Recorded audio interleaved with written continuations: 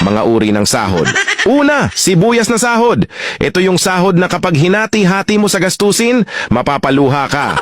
Pangalawa, pampapayat na sahod. Ito yung sahod na habang tumatagal, pakonti ng pakonti, ang natitirang pangkain mo.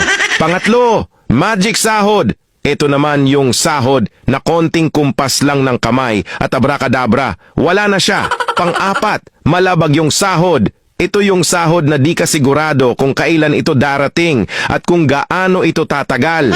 Panglima, corning pelikulang sahod. Ito naman yung sahod na tinatawanan mo na lang para di ka mabwisit. Pang-anim, konserbatibong sahod. Ito yung sahod na nakakawala ng inspirasyon. Pang-pito, baog na sahod.